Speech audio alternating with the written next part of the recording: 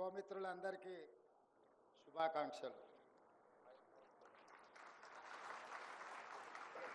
తెలంగాణ సాగునీటి పారుదల శాఖ మంత్రివర్యులు ఉత్తమ్ కుమార్ రెడ్డి గారు నాతో పాటు ఈ కార్యక్రమంలో అతిథులుగా విచ్చేసిన హైదరాబాద్ ఇన్ఛార్జ్ మినిస్టర్ పొన్నం ప్రభాకర్ గారు, తుమ్మల నాగేశ్వరరావు గారు, మొహమ్మద్ అలీ షబీర్ గారు, మిత్రులు జగ్గారెడ్డి గారు, స్థానిక కార్పొరేటర్ సోదరమణి విజయారెడ్డి గారు, వేదిక మీద ఉన్న ప్రభుత్వ అధికారులు, finance special chief secretary, irrigation adviser, irrigation department principal secretary, అదేవిధంగా ఇతర అధికారులు, ఈరోజు నూతనంగా నియామక పత్రాలు స్వీకరించబోతున్న యువమిత్రులందరికీ మనస్ఫూర్తిగా అభినందనలు తెలియజేస్తున్నాను.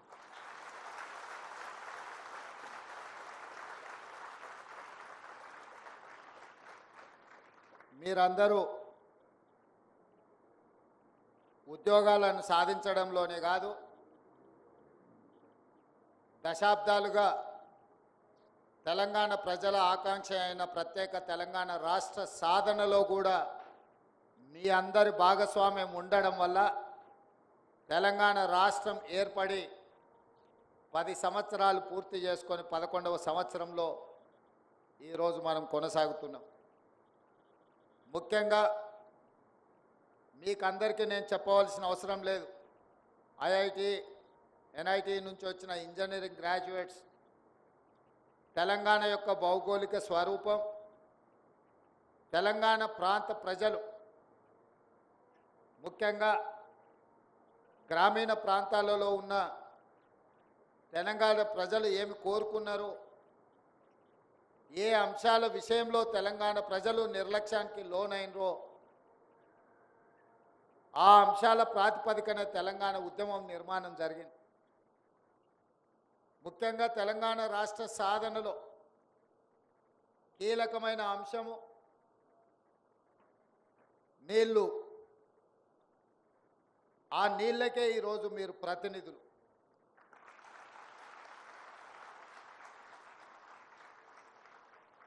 రెండవది నియామకాలు. తెలంగాణ రాష్ట్రం వచ్చినాక 11 సంవత్సరాల వరకు మీకు నియామక పత్రాలు అందలేదు.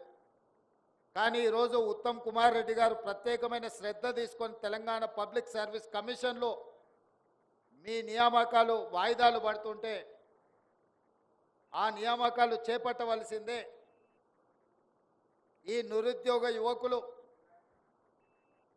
ఉద్యోగ అవకాశాలు తీసుకొని తెలంగాణ పునర్నిర్మాణంలో భాగస్వాములు కావాలి అని వారు ప్రత్యేకమైన శ్రద్ధ తీసుకొని తెలంగాణ నిర్మాణంలో మిమ్మల్ని ఇంజనీర్లుగా, ముఖ్యంగా నీళ్ళు మన సంస్కృతిలో మన జీవన విధానంలో ఒక భాగం. అలాంటి శాఖలో ఈరోజు మీరు ఇంజనీర్లుగా నియామకాలు కావడానికి వారే ప్రత్యేకమైన శ్రద్ధ తీసుకున్నారు. మీరు పెద్ద ఎత్తున వారిని చప్పట్లతో అభినందించండి.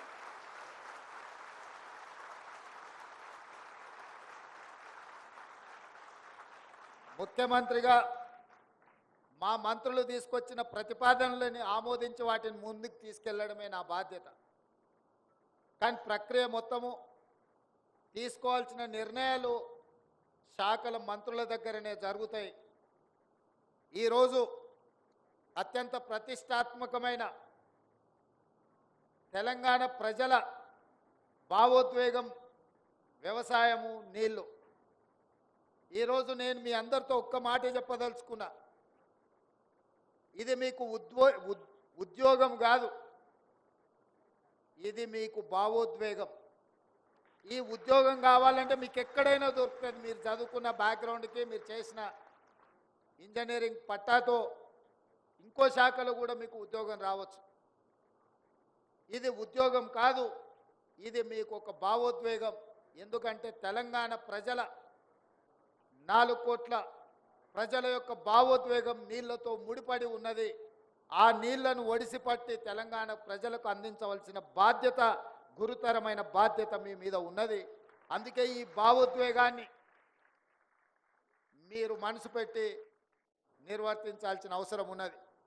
ఈరోజు అసిస్టెంట్ ఎగ్జిక్యూటివ్ ఇంజనీర్స్గా 687 మంది, అందులో సివిల్ 351, మెకానికల్ 93, ఎలక్ట్రికల్ 149 మంది, అదేవిధంగా ఇతర డిపార్ట్మెంట్లో 94, అదేవిధంగా లష్కర్లని ఇతర నియామక పత్రాలు కూడా ఈరోజు మీకు అందించడం జరిగింది. మిత్రులారా, మీతో నేను కొన్ని అంశాలను విస్పష్టంగా చెప్పదలుచుకున్నా. ఏ వృత్తిలో అయినా క్షేత్రస్థాయిలో అనుభవం ఉన్న వాళ్ళే రాణిస్తారు. అప్పుడప్పుడు సినిమాలలో రాజకీయ నాయకులు మాట్లాడుతుంటారు, నేను పైనుంచి రాలేదు, కింది నుంచి చూస్తూ వచ్చినా. స్థానిక సంస్థలలో పనిచేసిన వాళ్ళు, సర్పంచ్ స్థాయిలో నుంచి రాజకీయాలకు వచ్చిన వాళ్ళు, ఉదాహరణకు పివి నరసింహారావు గారు, నీలం సంజీవరెడ్డి గారు, కోట్ల విజయభాస్కర్ రెడ్డి గారు, ఇలాంటి వాళ్ళందరూ వాళ్ళ జీవితంలో సర్పంచులుగా రాజకీయ ప్రస్థానం మొదలుపెట్టి ముఖ్యమంత్రులుగా, ప్రధానమంత్రులుగా, రాష్ట్రపతులుగా రాణించిన వాళ్ళకి ఎవరైనా వచ్చి ఏదైనా విషయంలో ఏదైనా చెప్పడానికి ప్రయత్నం చేస్తే అందులో వాస్తవాన్ని వాళ్ళు గ్రహించగలుగుతారు. ఎందుకంటే సర్పంచుగా లేదా జిల్లా పరిషత్లో లేదా శాసనసభలో, శాసన మండలిలో, లేకపోతే పార్లమెంట్లో వివిధ అంశాలను ఏ విధంగా చర్చిస్తారో, ఆ అంశాలను, ఆ సమస్యల్ని ఏ విధంగా పరిశీలిస్తారో ఒక అవగాహన ఉండడం వల్ల వాళ్ళు ముఖ్యమంత్రులుగా, ప్రధానమంత్రులుగా, రాష్ట్రపతులుగా రాణించింది. ఈరోజు అధికారుల్లో కూడా క్షేత్రస్థాయిలో పనిచేసిన ఏఈలుగా కావచ్చు, జైలుగా కావచ్చు పనిచేసిన వాళ్ళు క్షేత్రస్థాయిలో ఇచ్చే రిపోర్ట్ మీదనే డిఈలు పనిచేస్తారు. ఒక 10 అంశాలలో మీరు నివేదికిస్తే డిఈ గారు ఒక 4టిని ఎగ్జామిన్ చేసి అతను నిర్ణయం తీసుకుంటాడు. డిఈ గారు 4 అంశాలను ఈఈ గారికి ప్రతిపాదిస్తే 4ంట్లలో 2, 3 ఎగ్జామిన్ చేసి తను నిర్ణయం తీసుకుంటాడు. ఆ పైన సూపరింటెండెంట్ ఇంజనీర్, ఆ పైన సిఈ, ఆ పైన ఈఎన్సి క్షేత్రస్థాయిలో పరిశీలనకు వెళ్ళేది. మీరు పైకి వచ్చినా కొద్దిగా మీకు అవకాశాలు తక్కువ ఉంటాయి. కింద assistant executive engineer or junior engineer ఎవరైతే ప్రతిపాదనలు పంపించిందో ఆ పేపర్ల మీద వచ్చిన ప్రతిపాదనలే ఎగ్జామిన్ చేస్తారు. అందులో ఏదో ఒక అంశం మీదనే ఫీల్డ్ విజిట్కి పోతారు. ఏఈలు, జైలు తెలివి కల్లోలు అయితే క్వాలిటీ ఉన్న వర్క్ ఒక్క దగ్గరికి తీసుకెళ్ళి చూపించి అన్ని ఇట్లనే ఉన్నాయని చెప్తే నిజమే అనుకొని సంతకాలు పెడుతుంటారు. ఆ తర్వాత తప్పని తేలినప్పుడు తప్పించుకోవడానికి ఉండదు. అయితే గతంలో కాంట్రాక్టర్లు కానీ, ఇంజనీర్లు కానీ ఉదయం 5 గంటలకు లేచి బూట్లు తొడుక్కొని ఫీల్డ్ మీద క్షేత్రస్థాయిలో పనుల పరిశీలనకు వెళ్ళేది. గ్రౌండ్ రిపోర్టును వాళ్ళు సొంతంగా చూసేటోళ్ళు, గ్రౌండ్ రిపోర్టును చూసి వాళ్ళు రిమార్క్స్ రాసేటోళ్ళు. ఆ రిమార్క్స్ మీద పైన అధికారులు నిర్ణయం తీసుకున్నా తిరిగి ఆ అధికారులు ఒకవేళ ఇన్స్పెక్షన్స్కి వచ్చినా పెద్ద వ్యత్యాసం ఉండేది కాదు. కానీ ఈ మధ్య కొంతకాలం నుంచి నేను పర్సనల్గా, ఎందుకంటే నేను కూడా పాలిటిక్స్లో కొంచెం కింది నుంచే వచ్చిన, జిల్లా పరిషత్ మెంబర్గా పనిచేసిన, నేను ఎమ్మెల్సీగా పనిచేసిన, ఎమ్మెల్యేగా పనిచేసిన, ఎంపీగా పనిచేసిన, ఈరోజు ముఖ్యమంత్రిగా మీ అందరి మద్దతుతోని బాధ్యతలు నిర్వర్తిస్తున్నా. కానీ ఎవరైనా నా దగ్గరకు వచ్చి ఏదైనా విషయం, అది అధికారి కావచ్చు, రాజకీయ నాయకుడు కావచ్చు, ప్రజాప్రతినిధి కావచ్చు, ఏదైనా అంశాలను ప్రస్తావించినప్పుడు నేను అంచనా వేయగలుగుతా వీళ్ళు గ్రౌండ్ రియాలిటీతో ఎంత కనెక్ట్ అయి ఉన్నారు, లేకపోతే వీళ్ళు ఎవరో ఇచ్చిన సమాచారం మీద ఆధారపడి నాకేం చెప్తున్నారని నేను కొంచెం అసెస్ చేసుకోగలుగుతాను.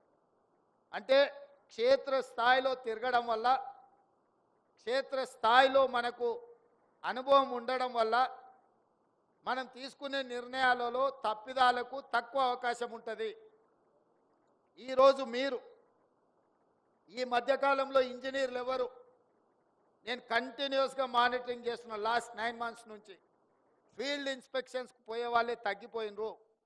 అది మీరే కాదు, జిల్లా కలెక్టర్లు, జిల్లా ఎస్పీలు, జిల్లా స్థాయి అధికారులు కూడా క్షేత్రస్థాయి పర్యటనకు వెళ్ళడం లేదు. నేను ముఖ్యమంత్రి అయిన తర్వాత కలెక్టర్లు అండ్ ఎస్పీల చీఫ్ సెక్రటరీ గారితో కాన్ఫరెన్స్ తీసుకొని వాళ్ళతోని ఒక సమావేశాన్ని ఏర్పాటు చేసి వాళ్ళ సర్వీస్ బుక్లో ఎన్నిసార్లు నెలలో వీళ్ళు క్షేత్రస్థాయిలో పర్యటనలు చేసిండ్రో వాళ్ళ రికార్డులో రాయండి, రేపు వాళ్ళకి ప్రమోషన్లు ఇచ్చేటప్పుడు ఇదే కొలబద్ద అవుద్ది అని చెప్పి నేను ఐఏఎస్ ఐపీఎస్లకే ఆదేశాలు ఇచ్చిన. క్షేత్రస్థాయిలో పరిశీలన లేనప్పుడు, పర్యటనలు లేనప్పుడు మన నిర్ణయాలు తప్పిదాలకు గురి కావడానికి అవకాశం ఉంటుంది. ఏ డిపార్ట్మెంట్లో అయినా ఇనీషియల్గా మనం చేరిన హోదాతోని మనం క్షేత్రస్థాయిలో పని చెయ్యాలి. ఈరోజు హైదరాబాద్లో కానీ తెలంగాణ రాష్ట్రంలో ప్రధానంగా గోదావరి ఒకవైపు, కృష్ణా నది ఇంకొక వైపు. గోదావరి కృష్ణాల మీద నాడు పండిట్ జవహర్లాల్ నెహ్రూ గారు ఎడ్యుకేషన్ అండ్ అగ్రికల్చర్ రెవల్యూషన్ తీసుకురావడంలో భాగంగా మన తెలంగాణ రాష్ట్రంలో ఉన్న నాగార్జున సాగర్, శ్రీశైలం, శ్రీరామ్ సాగర్ ఈ ప్రధానమైన ప్రాజెక్టులు ఈరోజు మనకు లైఫ్ లైన్గా మారిన ప్రాజెక్టులను పండిట్ జవహర్లాల్ నెహ్రూ గారు మొదలుపెట్టిండ్రు.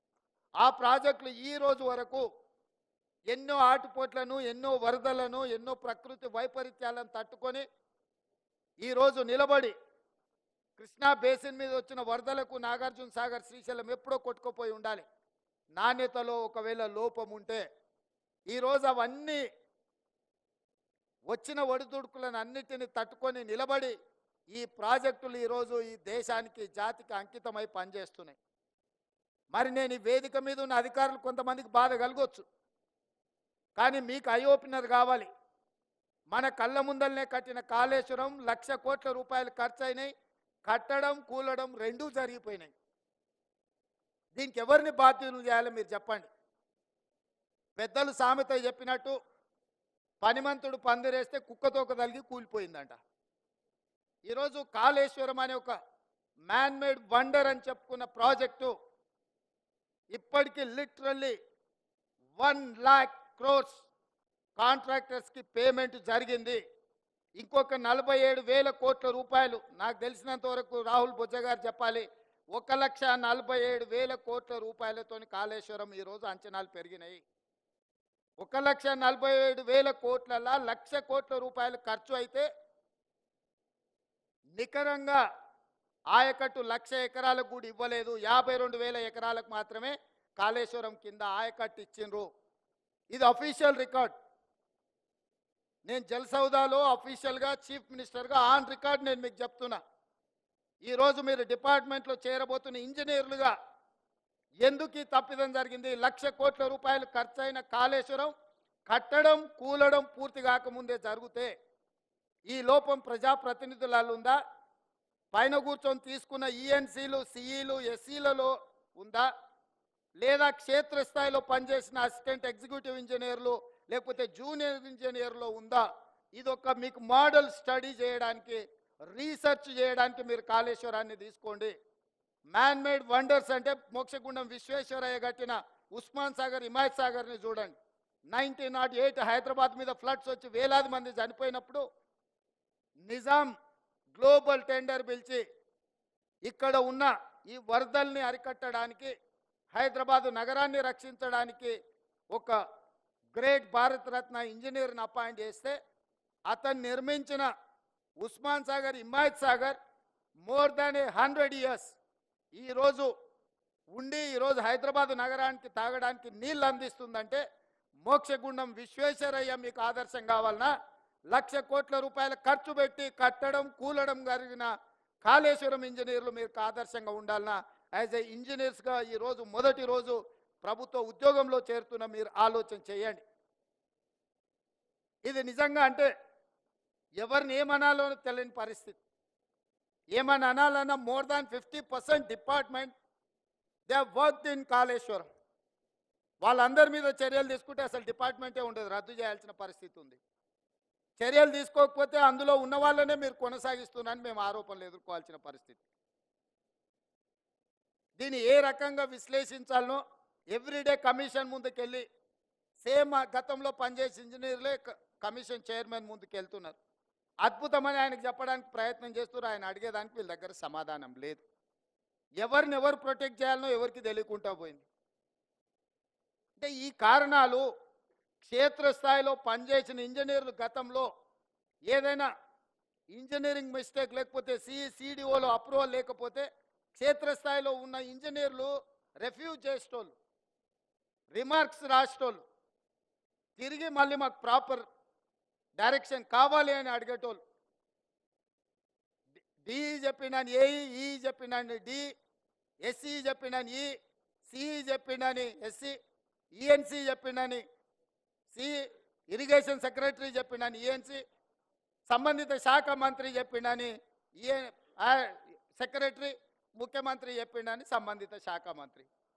అల్టిమేట్గా పొలిటికల్ ఎగ్జిక్యూటివ్ తీసుకునే రాంగ్ డెసిషన్స్ ఏఈ వరకు చేరి క్షేత్రస్థాయిలో అమలు చేయాల్సింది ఏఈలే. కానీ మీరు అక్కడ కూర్చున్నప్పుడు మీకున్న ఎక్స్పీరియన్స్ను, మీకున్న ఎడ్యుకేషన్ను, మీకున్న క్వాలిటీని పేపర్ మీద పెట్టి వెనక్కి కొట్టినరు అనుకో, ఇట్లాంటి పరిస్థితులు ఉత్పన్నం కావు. ఈరోజు ఏ దేశంలో అయినా ఒక గొప్పతనాన్ని చూపించాలంటే ఆ దేశంలో కట్టిన స్ట్రక్చర్నే చూపిస్తాం. న్యూయార్క్లో మనం స్టాచ్యూ ఆఫ్ లిబర్టీని చూపించాలంటే ఎస్, ఆ స్టాచ్యూ ఆఫ్ లిబర్టీని ఒక ఇంజనీర్ కట్టింది, ఈఫిల్ టవర్ ఒక ఇంజనీర్ కట్టింది. ఇవాళ ఇండియాలో ఉన్న మ్యాన్మేడ్ వండర్స్ బాక్రానంగల్ నుంచి నాగార్జున సాగర్ వరకు, శ్రీశైలం నుంచి శ్రీరామ్ సాగర్ వరకు ఇంజనీర్స్ కట్టినటివే కదా. Engineers can create a new world. ఇంజనీర్స్కున్న శక్తి అట్లాంటిది. ఆ ఇంజనీర్లు ఈరోజు తెలంగాణ రాష్ట్రంలో మీరు భాగస్వాములు అవుతున్నారు, మీరు క్షేత్రస్థాయికి వెళ్తున్నారు. ఈ తెలంగాణకు నీళ్ళు అనేది ఒక భావోద్వేగం. మీకు వచ్చే ఉద్యోగము తెలంగాణ భావోద్వేగానికి ముడిపడి ఉన్నది. మీరందరూ ఈ తెలంగాణ రాష్ట్ర నిర్మాణంలో, ఉమ్మడి రాష్ట్రంలో అన్యాయం జరిగింది ప్రాజెక్టుల నిర్మాణంలో. అంటే 10 సంవత్సరాల ఉమ్మడి రాష్ట్రంలో మొదలుపెట్టిన ప్రాణహిత చేవెళ్ళ పూర్తి కాలేదు, పాలమూరు రంగారెడ్డి ఎత్తిపోతలు పూర్తి కాలేదు, ఎస్ఎల్బీసీ పూర్తి కాలేదు, కల్వకుర్తి పూర్తి కాలేదు, భీమా నెట్టంపాడు పూర్తి కాలేదు. దేవాదుల ఈరోజు ఎక్కడున్నదో మీకు తెలుసు, సీతమ్మ సాగరు, ఇందిరా సాగరు, ఏది తీసుకున్న ప్రాజెక్టులు పూర్తి కాకపోవడానికి 10 సంవత్సరాల కారణం ఏంది? ఎందుకు ఇవన్నీ పూర్తి కాకుండా తెలంగాణ రాష్ట్రం వచ్చినా దాదాపుగా నాకు తెలిసి 1,90,000 కోట్ల బిల్లులు పే చేసారు అనుకుంటే ఇరిగేషన్లో. Almost we have spent 2 lakh crores. 2 లక్షల కోట్లు సాగునీటి పారుదల మీద ఖర్చు పెట్టినా మనం ప్రాజెక్టులను పూర్తి చేసుకోలేకపోయినాం తెలంగాణ రాష్ట్రం వచ్చిన 10 సంవత్సరాలలో. దీనికి కారణం ఎవరు అని ఒకరి మీద ఒకరు ఆరోపణలు చేసుకునే కంటే భవిష్యత్తులో మనం అలాంటి తప్పు చేయకూడదు. ఎలాంటి తప్పు చేయకూడదో గత 10 సంవత్సరాలల్లో మన కళ్ళ ముందల ప్రత్యక్ష సాక్షిగా కాళేశ్వరం లాంటి ప్రాజెక్టులు మన కళ్ళ ముందు ఉన్నాయి. అందుకే యువ మిత్రులారా, ఈ తెలంగాణ రాష్ట్రం మనది. ఈ రాష్ట్రాన్ని నిర్మించుకునే బాధ్యత మనది.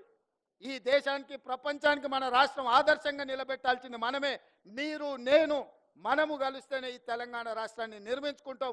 ఈ తెలంగాణ రాష్ట్ర నిర్మాణంలో నీళ్ళది అత్యంత ప్రత్యేకమైన పాత్ర. సాగునీటి పారుదల శాఖ ఈరోజు ఆ గొప్ప యజ్ఞాన్ని మీరు ముందుకు తీసుకెళ్తున్నారు. తెలంగాణ రాష్ట్రంలో ఉన్న పెండింగ్ ప్రాజెక్టులను ఏ విధంగా పూర్తి చేయాలనో మీరు క్షేత్రస్థాయికి వెళ్ళండి. పెద్దలు ఉత్తమ్ కుమార్ రెడ్డి గారు చెప్పినట్టు సంపూర్ణంగా వారి సూచనను రాష్ట్ర ప్రభుత్వం పాటిస్తుంది. మీరందరూ క్షేత్రస్థాయిలో పని చేయాల్సిందే. ఎవరైనా ఏదైనా రికమెండేషన్స్, ఆబ్లిగేషన్స్ తీసుకొస్తే వాళ్ళని ఇంకా దూరంగా అడవిలో పోస్టింగ్ చేయండి అన్న. ఎవరైనా కాగితం పట్టుకొని వచ్చిండ్రంటే, ఎవరైతే కాగితం పట్టుకొని వచ్చి ఇక్కడ కాదు అక్కడ కొంచెం అర్బన్కి, టౌన్కు దగ్గరగా ఉంది అని పొలిటికల్ ఆబ్లిగేషన్స్ కానీ, రిలేటివ్స్ ఆబ్లిగేషన్స్ కానీ, పర్సనల్ ఆబ్లిగేషన్స్ తెలిస్తే నేను స్పష్టంగా ఇరిగేషన్ సెక్రటరీ గారికి నేను ఇన్స్ట్రక్షన్స్ ఇస్తున్నా. మాట్లాడకుండా వాళ్ళని తీసుకెళ్ళి ఎక్కడ ఏమీ లేకుండా రోజుకు ఒకేసారి తిండి దొరికే ప్రాంతం ఏదనుంటే అక్కడ పోస్టింగ్ చేయండి. ఎందుకంటే ఉదయం తిని ఇంట్లోకి వెళ్తే మళ్ళీ రాత్రికి వస్తే ఇంటి దగ్గరనే భోజనం దొరకాలి. వాళ్ళకి ఆకలి ఉంటే పని మీద ఫోకస్ ఉంటుంది, కడుపులో నిండగుంటే నిద్ర వస్తుంది. ఎందుకంటే ఎలక్షన్ క్యాంపెయినింగ్లో నేను అంటే కొంచెమే తింటా, ఎక్కువ తింటే నిద్ర వస్తే ఎక్కువ ప్రోగ్రామ్ చేయలేనని. మీకు అందరికి కూడా మిత్రులారా, ఇది ఒక మంచి గొప్ప అవకాశం. మిమ్మల్ని మీరు నిరూపించుకునే సందర్భం. మనం ఈ 5 సంవత్సరాలలో టార్గెటెడ్గా పనిచేద్దాం. మిగిలిపోయిన కాళేశ్వరం కావచ్చు, లేకపోతే ఎస్ఎల్బీసీ కావచ్చు, పాలమూరు రంగారెడ్డి కావచ్చు, ఈ ప్రాజెక్టులను పూర్తి చేసుకుంటే తెలంగాణ ఈ దేశంలో ఏ రాష్ట్రం మనతో పోటీ పడనంతగా అంతర్జాతీయ జల వివాదాలు, రాష్ట్ర జల వివాదాలు, అంతర్రాష్ట్ర జల వివాదాలు మీకు అందరికీ తెలుసు. ఈ అంతర్రాష్ట్ర జల వివాదాలలో ఉన్న ప్రధానమైన సమస్యనే ప్రాజెక్టులు పూర్తి కాకపోవడం. పూర్తయిన ప్రాజెక్టులకు కేటాయించిన నీళ్లు శాశ్వతంగా ఉంటాయి కాబట్టి ఈ సమస్య కూడా, నీళ్ళ సమస్య, అంతర్రాష్ట్ర సమస్యలు కూడా మీ పనితనం మీద, మీ ఎఫిషియన్సీ మీద ఆధారపడి ఉన్నది. మీరందరూ కష్టపడాలి, తెలంగాణ రాష్ట్రాన్ని అభివృద్ధి పదం వైపు నడిపించాలి. మీకు ఏదైనా క్షేత్రస్థాయిలో సమస్యలు వస్తే నేను సిద్ధంగా ఉన్న వినడానికి.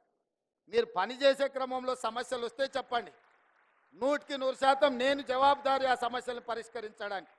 పని చేయకుండా బదిలీ చేయాలనే దానికి మాత్రం నేను జవాబుదారీ కాదు. మీ ప్రాక్టికల్గా మీకు ఏ సమస్య వచ్చినా పరిష్కరించడానికి మీ అన్నగా, ఈ రాష్ట్ర ముఖ్యమంత్రిగా నేనున్నా. ఎప్పుడైనా రావచ్చు, కలవచ్చు, మీ సమస్యలు చెప్పుకోవచ్చు. మీరు క్షేత్రస్థాయిలో పనిచేయండి, తెలంగాణ పునర్నిర్మాణంలో భాగస్వాములు కాండి అని తెలియజేస్తూ మరొక్కసారి మిమ్మల్ని అందరినీ, మీ కుటుంబ సభ్యులను అందరినీ, ఇవాళ ఈ యంగ్ ఇంజనీర్స్ కళ్ళల్లో ఆనందం చూస్తుంటే నాకు 100% విశ్వాసం కలిగింది. తెలంగాణ నిర్మాణంలో మీరు భాగస్వాములు అవుతారు. మీతో ఇంకొక మాట కూడా నేను చెప్పదలుచుకున్నా. ప్రభుత్వం వచ్చిన 90 రోజుల్లో 30,000 ఉద్యోగ నియామకాలు ఎల్బీ స్టేడియంలో ఎక్కడ మేము ప్రమాణ స్వీకారం చేసినామో అక్కడనే నియామకాలు చేపట్టినాం. మిమ్మల్ని కూడా అక్కడే అంటే ఉత్తమ్ కుమార్ రెడ్డి గారు అన్నారు, లేదు జలసౌధకు రాండి, మా సాగునీటి పారుదల కార్యాలయానికి వస్తే మా వాళ్ళందరినీ ఇన్స్పైర్ చేసినట్టు ఉంటుంది. మా హెడ్ ఆఫ్ ద డిపార్ట్మెంట్లో వాళ్ళకు నియామక పత్రాలు ఇవ్వండి, వాళ్ళకు లైఫ్ టైం మెమరీ ఇది అని వారు చెప్పినరు. వారు చెప్పినప్పుడు నేను పెద్దగా ఆలోచన చేయలేదు, కానీ ఈరోజు నిజంగా మిమ్మల్ని అందరినీ చూసిన తర్వాత వారి సూచన నిజమని అనిపించింది. మరొక్కసారి మిమ్మల్ని అందరినీ అభినందిస్తూ సెలవు తీసుకుంటున్న మిత్రులారా.